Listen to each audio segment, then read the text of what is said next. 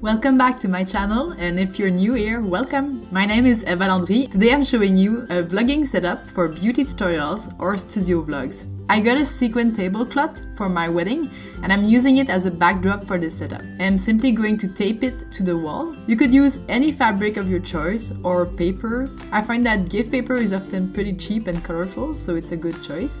You can get this one in many colors and it's very high quality. You can use any camera for this setup. I will be using a digital single lens reflex camera, which is called DSLR. There's a very wide range of DSLRs, so you will have to look at the amount of megapixel and all the stats to know what would work with what you intend to do in studio or outside. They have different video abilities and photo abilities, so you will have to read the description carefully. I personally am using a 5D Mark II from Canon. I'm going to show you different lenses from Canon also, but there's good DSLR from other companies too, such as Nikon. So you will have to think about what you want to do and what's your budget. And you can also use this setup with compact cameras. It will depend again on your budget, but I'm going to list a bunch below that you could use. I'm going to show you the different lenses that you could use to capture your video.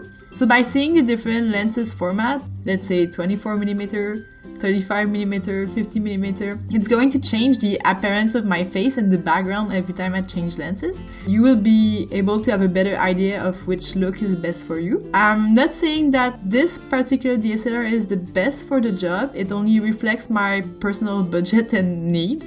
When you get to choose yours, you have to make a lot of research before, and you have to really know what you're gonna do with it.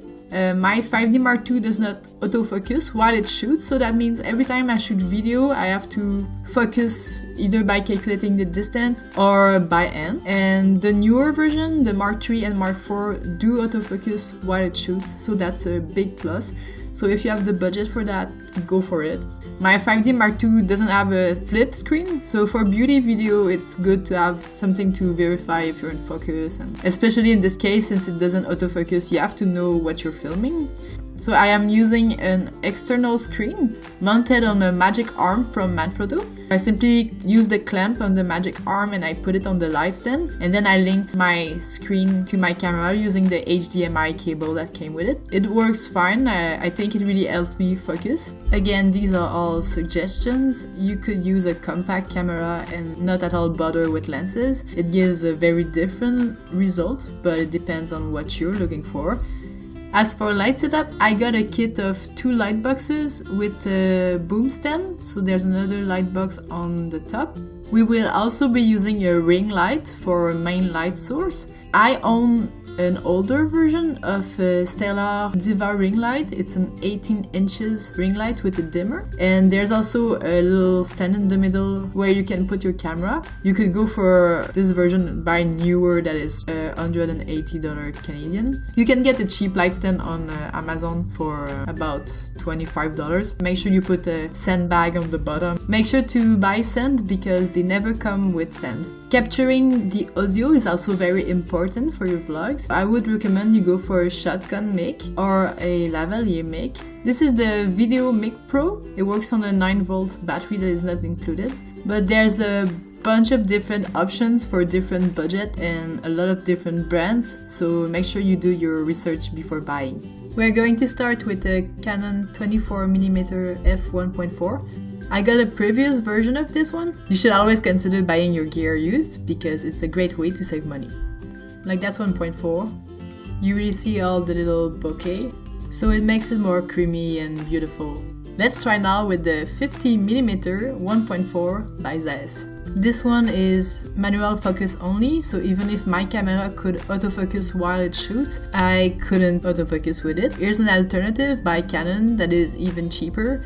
It's a very impressive little lens. I used to own it and I loved it a lot. I'm using it with one light source. It's a 18-inch dimmable ring light by Stellar. And there's maybe just a tiny bit of my 2 softboxes. If I turn it a little bit more, I could get a little bit more sparkle. Going to turn. Yeah. So that way you can really control the light in the background. If you have some holographic sequins, it's even prettier. This is a very common setup. You'll see it a lot in various makeup tutorials online. There's one softbox on each side and there's a main ring light on the front. I'm now going to try my 24mm to 105mm by Canon. It's a zoom lens. I'm going to set it at 35mm to see if it looks good. It's an f4, so you'll see that the bokeh is less dreamy, less creamy, so the lower the f is, the better, like the dreamier it's gonna look.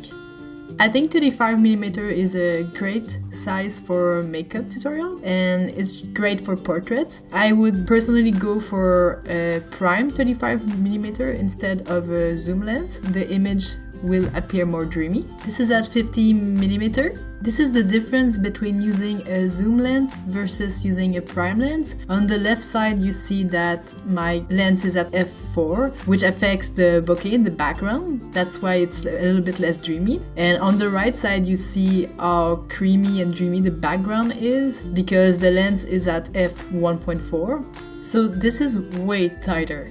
Somehow it's weird that the light is more here than there because like I'm facing it, so it should be more symmetrical. I guess we could trick it by using one light on the other side. Alright, so I tricked it and I added the softbox on the other side. So now it's more even in the background and it's less disturbing for the viewer. You see that the bokeh that it creates is pretty neat too. It's not as pretty as a prime lens, but it's pretty nice.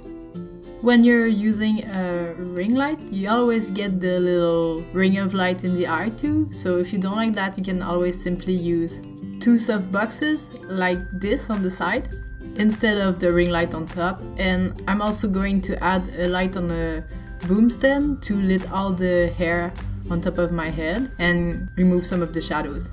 Okay, so this is with the boom stand with the light on top and two soft lights on the side, so you don't see anymore the ring in my eye.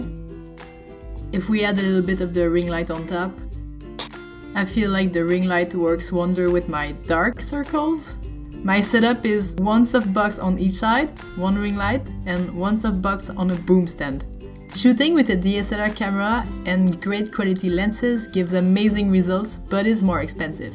It's something to consider if you are really serious about the quality of your channel and intend to make a lot of videos. If your budget is more limited, you can use this light setup with cheaper options listed in the About section. There's a way for everyone to get great images. You simply need to be creative and make sure you use good lights.